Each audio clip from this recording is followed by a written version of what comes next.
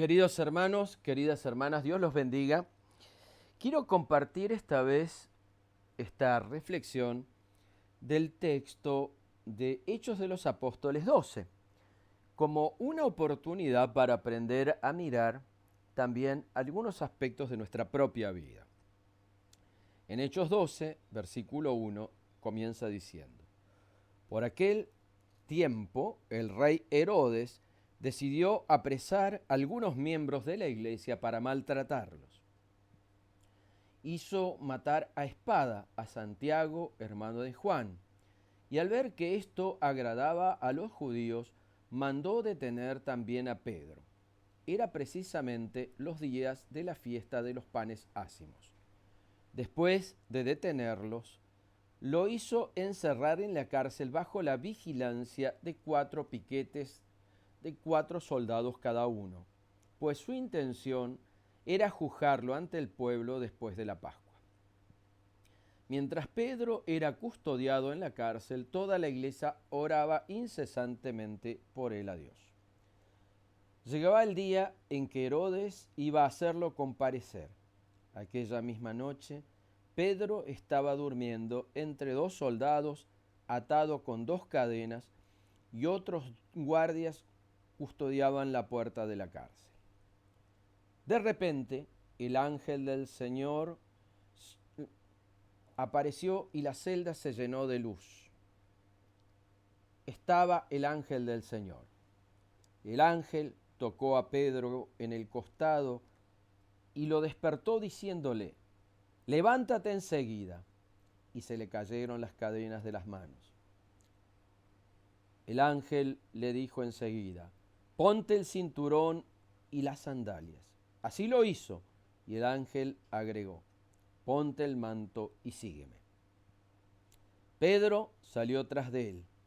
No se daba cuenta de lo que estaba ocurriendo con el ángel y pensaba que eran visiones. Pasaron la primera y la segunda guardia y llegaron a la puerta de hierro que daba a la ciudad, la cual se les abrió sola. Salieron, se metieron por un callejón y de repente lo dejó el ángel.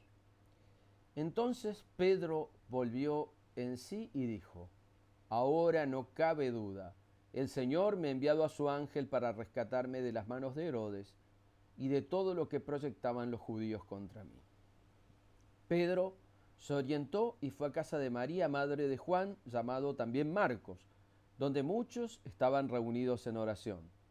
Llamó a la puerta y fue a atender una muchacha llamada Rodesa.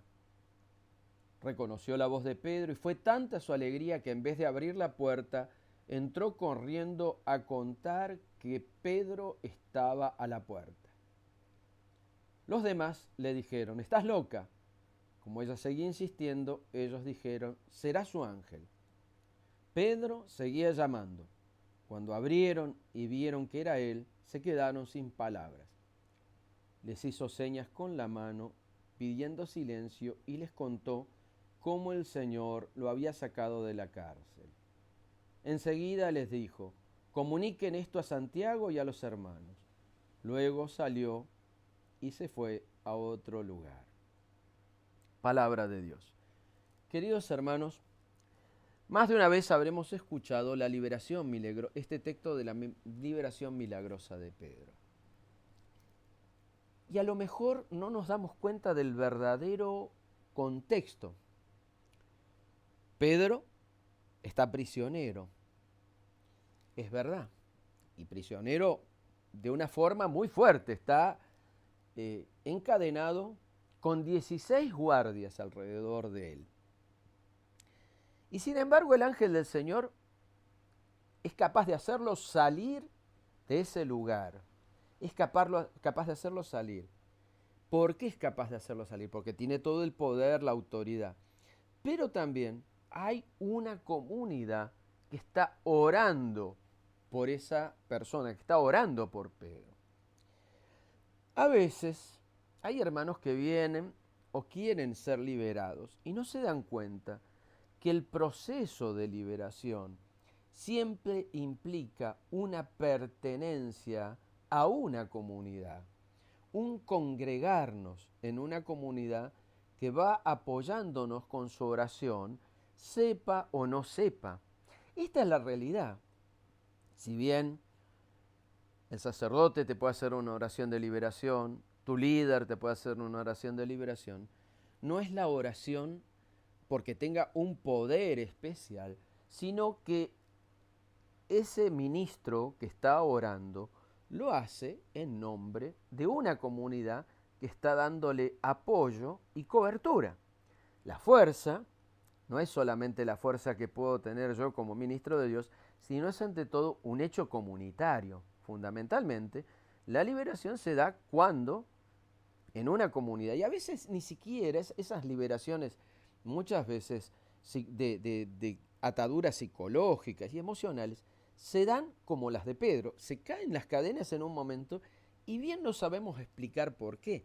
¿Qué significa esto? Que hay una comunidad por detrás que está trabajando, que está orando, y en virtud de esa pertenencia nos hace mucho bien.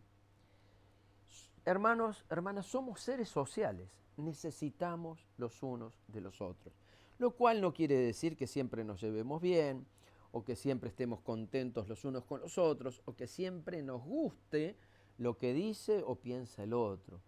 Pero esa necesidad de congregarnos, de reunirnos, de caminar juntos, esa necesidad es la que va obrando en nosotros la liberación.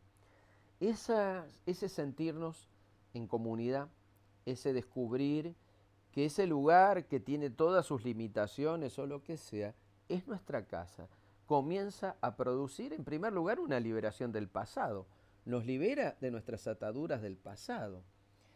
En soledad somos débiles, en soledad no podemos hacer las cosas. Reunidos, congregados, nos liberamos unos a otros. Y a veces no nos damos cuenta que una palabra nuestra, un gesto de afecto, libera a esa hermana, a ese hermano que se siente atado. Digo, ¿quién de nosotros no tiene la experiencia de haber vivido que a veces un hermano que te dice, sí, te valoro, te respeto, te quiero, o que tiene un gesto, o que te hace un saludo, o que te dice estoy orando por vos, ese gesto comienza a obrar liberación dentro de nuestro corazón y dentro de nuestras mentes.